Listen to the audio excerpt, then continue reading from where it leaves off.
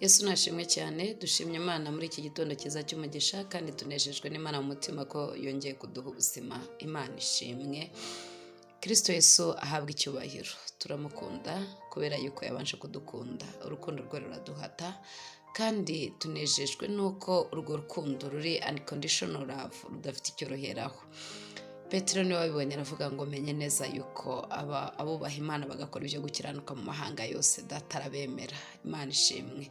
Tubaha ikaze rero kandi turabasuhuje. Yesu nabane namwe mu mirimo yanyu itandukanye, muri gahunda nyinshi zitandukanye. Ni muri cya kiganiro cyacu Buri Gitondo Hamwe na Yesu. Nizere ko uguwe neza muri Kristo Yesu. Yesu naguha umugisha mwinshi cyane kandi aho werekeza amaboko hose dataha umugisha. Kubera yuko Imana ni umujyanama mwiza, ikugira inama mu kazi kawe, ikugira inama mu rugo, ikugira inama mu bintu byose bitandukanye. Yaduhaye umwuka wayo nk'umujyanama kugira ngo tuyoborwe nawo tukiri muri iyi si y'umwijima. Umwami Yesu akubera umucyo mu izina rya Yesu rikomeye, kandi Yesu akomeze kugushyigikira uno munsi.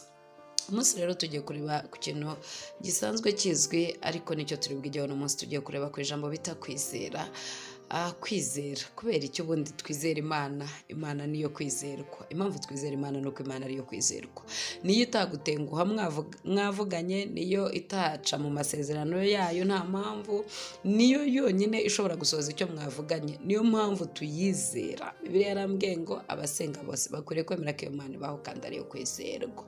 Hanyuma rero abizera Imana nibo bashobora kuyinezeza. Utizera Imana ntiwayinezeza. Impamvu rero tuyizera ni Imana yo kwizerwa.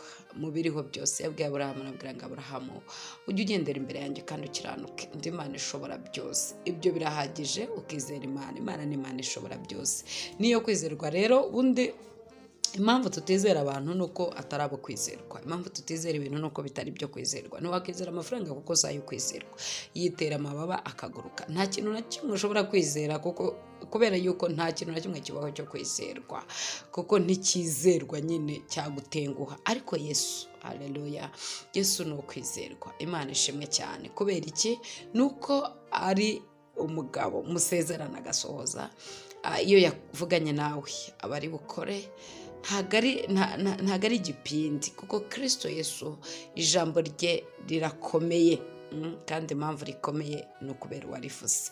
Reka twihute turebe mu ijambo ry'Imana riri mu Baheburayo igice cya 11 umurongo wa mbere. Haravuga ngo kwizera ni ukumenya rwose ibyiringirwa udashidikanya ko bitazaba, kandi ibyo nibyo biduhamiriza ibyo tutareba ko ari by'ukuri. Icyatumye abakera bahamywa neza nuko bari bagufite. Imana ishimwe cyane. Kwizera ni ukumenya neza udashidikanya ko ibyiringirwa, ni ukumenya ibyiringirwa udashidikanya ko bitazaba. Kwizera ni ikintu gikomeye cyane. Reka mbabwire, ubu nta muntu ushobora kwizera ko buri bwiri ngo abisengere, abigira mu masengesho, Mana ubu ngubu uze gufasha isi bwire. Oya, iyo babyita kwizera kwa buri munsi, kuko urabizi ko buri bwiri. Ubu hari ibintu udashobora gusengera, mbese bibaho kuko birasanzwe. Rero hari n'ukundi kwizera gukomeye cyane. Twizera ko twatsindishirijwe. Twizera Kristo. Ntago twabanye nawe akiri mu isi, ntitwanamubonye, ariko kwizera gutuma tumushyikira mu kwizera mu izina rya Yesu. Kwizera rero ni ikintu gikomeye cyane.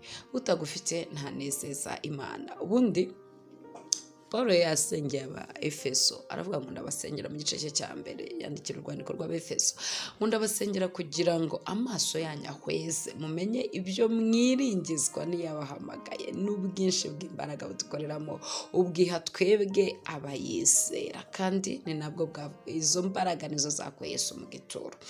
Hari ibintu bibera ku isi bingana nuko kwizera, donc bikubaho bingana nuko wizera Imana, bingana nuko kwizera kwawe kungana. Hari ibintu Yesu atakwikoreza, ntago bibaho. Umutwaro wo kwizera, donc ibikubaho uko bingana kose, ubuzima ubayemo, ivugabutumwa ukora, umurimo ukora, uko bigenda kose, ntago bitandukanye n'ubunini ufite bwa Kristo muri wowe. No kwizera Yesu uko bingana muri wowe ntago bitandukanye, ntibiri kure yabyo.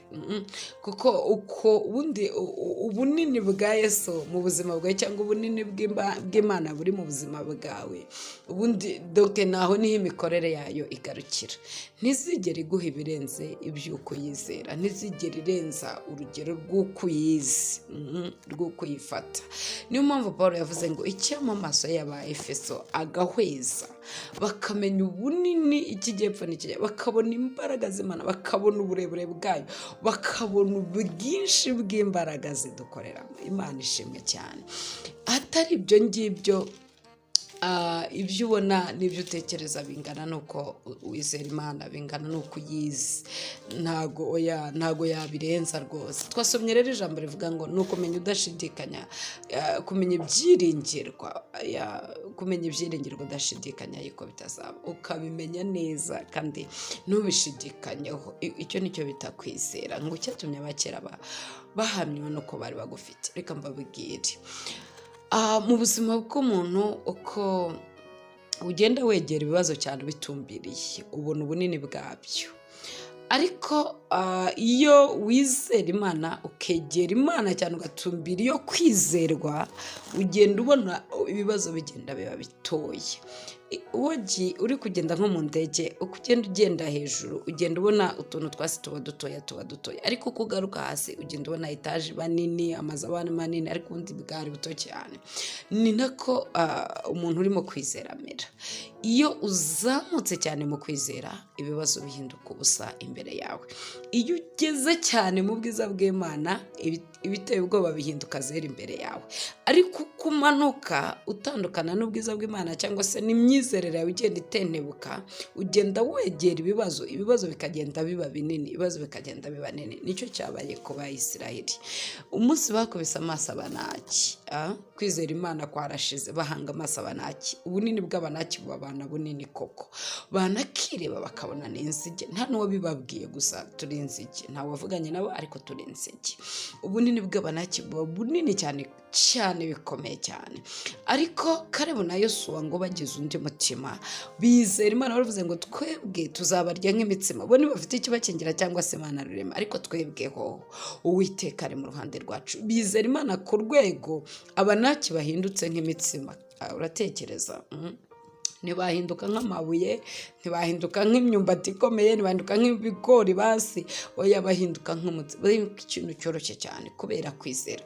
Uko ugenda wegera mu mbaraga zo kwizera, abigishwa nibo bavuze ati twongere kwizera. Ubundi ikintu kigoye muri ubu bugingo ntabwo ari ukwakira Yesu. Abantu benshi bakiriye Kristo, baranamuzi, baranamumenya. Noheri twese tuba turi kwizihiza umwana yatuvukiye, duha umwana w'umuhungu, ubutware buzaba ku bitugu bye, azitwa igitangaza, data twese ukomeye, umwami w'amahoro. Abantu benshi cyane barabizi cyane, bazi Yesu, ariko benshi babayeho mu buzima bw'umubabaro, babayeho mu buzima n'ipusi bakanga bakirukanka, babayeho mu buzima turana n'umurozi akamwimukira, babayeho mu buzima isi yabatesheje umutwe. Kubera iki? Ntago barisobanukirwa, ntibaramenya identity yabo, ntibaramenya ko imbaraga zishobora byose zikorera muri bo. Kwizera icyo kintu byaranze, aragerageza agasunika, ariko akavuga ati ibi ntago biri ukunde. Abanaki babaye banini kuko wabatumbiriye, ariko ukeneye undi mutima wari muri Kristo Yesu. Ureba Abanaki nk'umutsima, akavuga ati never.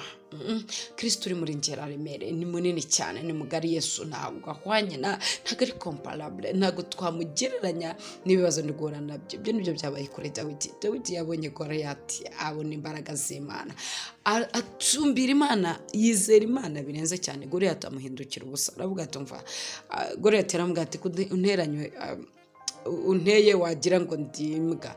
Dawidi aramubwira ati unteranya agacumu n'amacumu, ariko ndaje nkubagire ibisiga, nkuteye mu izina ry'Uwiteka Imana watesheje agaciro. Yesu nashimwe cyane, nguteye mu izina ry'Uwiteka Imana wasuzuguye. Rero nago arimo areba Goliyati, arareba imbaraga zishobora byose. Yabwiye Sawuli aramubwira ati reka nkubwize ukuri, uriya muturage utarakebwe, njyewe nishe intare, nica idubu. Iyo inyamaswa yazaga mu ishyamba ije gutwara umukumbi, narayisimbukiraga nkayishwanyaguza. Imbaraga zankoresheje icyo gihe ndazizera, n'iz'Imana ikomeye, n'iz'Imana ishobora byose. Rero areba Umufilisitiya, aramureba nk'akantu koroshye, aramureba nk'akantu ari bubagira ibisiga, kuko amuteye mu izina ry'Uwiteka Imana, amuteye. Donc twavuze ngo kubera iki Imana ariyo kwizerwa, kubera icyo Imana tuyizera nuko ari yo kwizerwa. Imana ishimwe cyane. Sinzi ibibazo uri kunyuramo muri iyi minsi ya none, ariko nutumbira ibibazo birakubana binini cyane. Ukeneye kuzamura kwizera kwawe, ukeneye kurenga imyizerere y'ibyo wigishijwe. Reka mbahirundi urugero. Umugore umwe yicaye ku iriba rya nako yasanze Yesu ku iriba rya Yakobo, hanyuma arangije Yesu aramubwira ati mpa amazi yo kunywa. Umugore aramubwira ati uri umuyuda nkaba umusamariya. Yesu aramubwira ati yaba wari uzi gusabye amazi wakamuha ayo mazi akaguha amazi y'ubugingo. Aramubwira ati se iri riba ko ari rirerire uraza kuvoma ate basogokuruza Yakobo menya ni iryande niwe waricukuye twarinywereyeho abuzukuru barinyweraho. Hari abantu bari aho kwizera kwabo kuri hasi bakivomera ku iriba rya Yakobo kwa sogokuruza na sogokuruza ni mu itorero narivukiyemo ndikuriyemo ndisaziyemo. Ntiwigeze uhura na Yesu w'imbaraga. Yesu wawe ni uruhinja aracyari muri beriso, ni umwana ntakora, cyangwa se arashaje ni umusaza nawe imbaraga zarashize. Ukeneye Yesu ukora muri wowe. Ukeneye kwizera kugushyikiriza ubwinshi bw'imbaraga zikorera mu bera. Imana ishimwe cyane. Ukeneye kwizera kugushyikiriza imbaraga zirenga iz'abanaki, zikarenga iz'abagoriyati, zikarenga ubukene ufite, zikarenga ukeneye kwizera kurenga aho ngaho. Ukeneye kuva ku iriba rya Yakobo Yesu akaguha amazi arenze ayo wavomaga ya buri munsi. Njyewe nakuri ahangaha, njye navukiye ahangaha, njye ndikavukire mu icaca, njyewe rwose nakiriye Yesu kera. Waramwakira ariko still na n'uyu munsi Yesu wawe aracyambaye pampegisi, ntago arakora imirimo ikorerwa muri wowe n'iy'uruhinja. Nta na kimwe gikorerwa muri wowe. Urahura umeze nk'umuntu usanzwe, ordinary. Ukeneye kurenga. Nababwiye ngo uko wizera Imana niko n'ibitangaza bikorerwa muri wowe bingana. Imana iguhe kwizera. Reka mbabwire ngo umunsi mugubwe neza kandi muze guhaha muronke. Dukeneye kwizera, kandi kwizera ni ukumenya neza udashidikanya ibyo wiringiye ko bizaba. Ikindi kandi abakera barabahamije kuko bari bagufite. Tegereza ngo uva muri uriya bakarudaya ukagenda utazi naho ugiye, bisaba kwizera guhambaye. Aburahamu yatsindishirijwe no kwizera, ntago ari imirimo yakoze ngo yabazwe gukiranuka kubera kwizera Imana. Iyo wizeye Imana ukora ubushake bwayo. Iyo wizeye Imana ugendana n'Imana. Iyo wizeye Imana wumva inama zayo. Iyo wizeye Imana nta kintu kimwe ushobora gukora kiri hanze y'ubushake bw'Imana, kuko urumva Imana kandi ukayizera. Imana ishimwe cyane. Yesu nabaha umugisha kandi mugubwe neza. Uyu munsi mugira umugisha w'Imana. Shalom shalom. Amen.